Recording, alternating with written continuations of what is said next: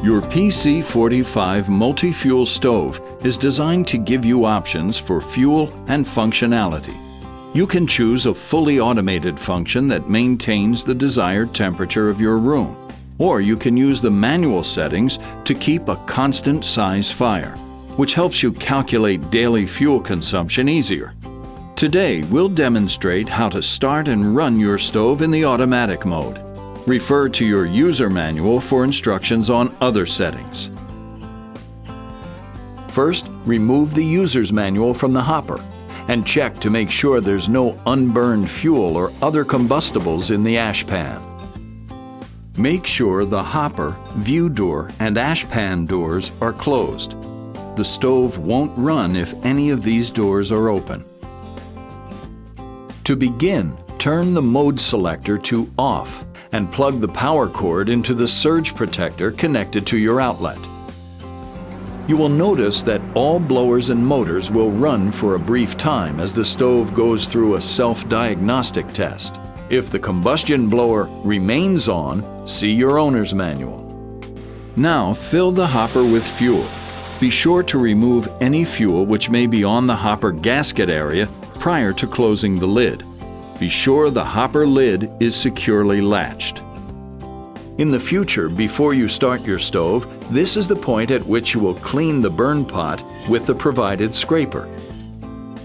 Since this is your first startup, turn the feed adjuster to test. This will give you one 60-second feed cycle. During this time, the feed motor and blowers will run, validating they are working properly. Use this cycle each time you start up after an empty hopper.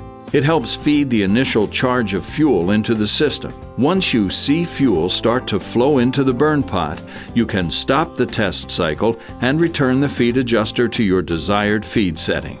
In the future, if there is already fuel in the burn pot, turn the feed adjuster to the desired feed setting when you start your stove.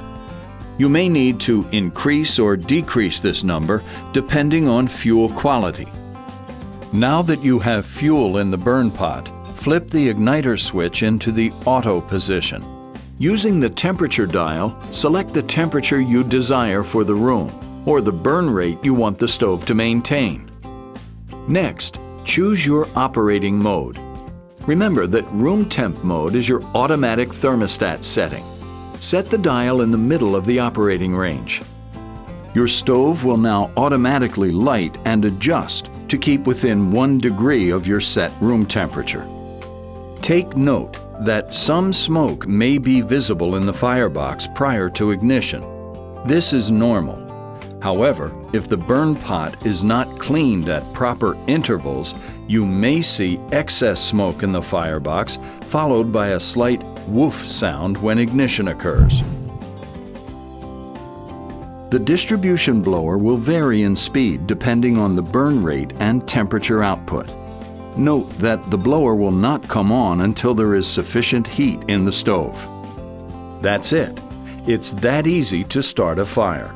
All you need to do now, along with performing the regular maintenance, is keep your stove filled with fuel and remove the ashes as needed. To shut down your stove, turn the Mode Selector to Off or let it run out of fuel. When turning to Off, the fire doesn't extinguish immediately.